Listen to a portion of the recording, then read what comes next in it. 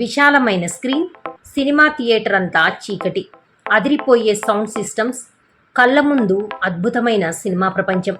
ఈ అనుభూతిని మాటల్లో చెప్పలేం, కానీ ఈ అనుభవానికి పరిపూర్ణత రావాలంటే ఓ చేతిలో కూల్ డ్రింక్, ఇంకో చేతిలో కరకరలాడే పాప్కార్న్ పొట్లం ఉండాల్సిందే.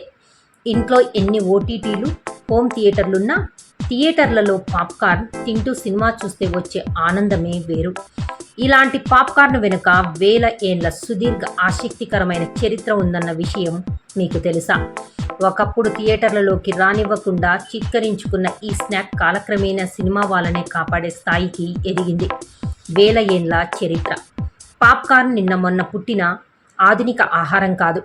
ప్రపంచంలోనే అత్యంత పురాతనమైన స్నాక్లలో ఇదొకటి. పురావస్తు ఆధారాల ప్రకారం సుమారు 6700 ఏళ్ల క్రితమే పెరు దేశ ప్రజలు మొక్కజొన్నలను వేడి చేసి పేల్చి తినేవారట.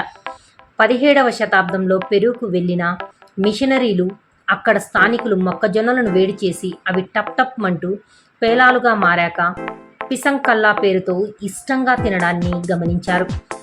అటు అమెరికాలోని ఇరక్వాయిస్ తెగ ప్రజలు వేడి ఇసుకతో నిండిన మట్టి కుండల్లో మొక్కజొన్న గింజలను వేసి పీల్చి వాటిని సూప్లలో వేసుకొని తాగేవారట. వీధుల్లో విహారం.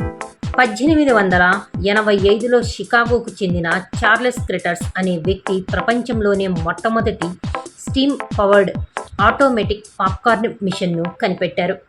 వెజిటబుల్ ఆయిల్, జంతు కొవ్వుల మిశ్రమంలో మొక్కజొన్నలను పేల్చే ఈ మిషన్ను 1893 వరల్డ్స్ ఫెయిర్లో ప్రదర్శించారు.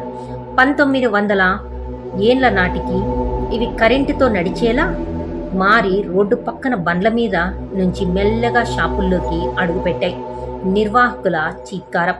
సినిమాలు మొదలైన కొత్తలో అంటే 1896 ప్రాంతంలో థియేటర్లను ఎంతో విలాసవంతమైన ప్రదేశాలుగా భావించేవారు. నాటకశాలల తరహాలో ఖరీదైన కార్పెట్లు, సోఫాలు వేసేవారు.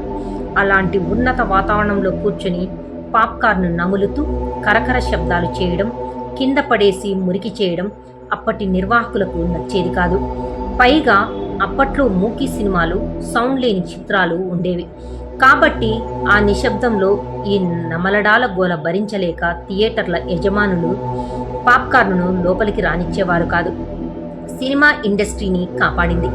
1927లో ది జార్జ్ సింగర్ సినిమాతో టాకీ యుగం మొదలైంది. సినిమాల్లో డైలాగులు, మ్యూజిక్ రావడం వల్ల పాప్కార్న్ నమిలే శబ్దాలు పెద్దగా ఇబ్బంది పెట్టలేదు. ఆ తర్వాత 1930లో అమెరికాను అతలాకుతలం చేసిన గ్రేట్ డిప్రెషన్ సమయంలో ప్రజల దగ్గర డబ్బులుండేవి కాదు. దీంతో చౌకగా దొరికే పాప్కార్న్కు భారీ డిమాండ్ ఏర్పడింది. థియేటర్ బయట ఉన్న అమ్మకందారుల దగ్గర కొనుక్కొని జనాలు హాల్లోకి వెళ్ళేవారు. ఇది గమనించిన థియేటర్ యజమానులు బయటి వాళ్లకు ఎందుకు లాభం ఇవ్వాలని తామే థియేటర్ లోపల పాప్కార్న్ అమ్మడం మొదలుపెట్టారు. రెండో ప్రపంచ యుద్ధ సమయంలో చక్కెర కొరత ఏర్పడి చాక్లెట్లు, క్యాండీల ధరలు పెరిగినప్పుడు పాప్కార్న్ వినియోగం ఏకంగా 300% పెరిగింది. పాప్కార్న్ అమ్మకాల మీద థియేటర్లకు వచ్చే లాభం ఏకంగా 70%కి ఎగబాకింది. అలా నష్టాల్లో ఉన్న సినిమా పరిశ్రమను ఈ పాప్కార్న్ వ్యాపారమే గట్టెక్కించింది. గ్లోబల్ ఆహారం, లోకల్ రుచులు. ఇప్పుడు ప్రపంచవ్యాప్తంగా పాప్కార్న్ బాగా ప్రాచుర్యం పొందిన చిరుతిండి అయినప్పటికీ దేశాన్ని బట్టి రుచులు మారుతుంటాయి. మన దేశంలో మసాలా దట్టించిన పాప్కార్న్ సుప్రసిద్ధం. జపాన్లో సీవిడ్ ఫ్లేవర్, ఆస్ట్రేలియా, న్యూజిలాండ్లలో పాప్కార్న్తో పాటు చాప్ టాప్ కాంబినేషన్ చాలా ప్రసిద్ధి.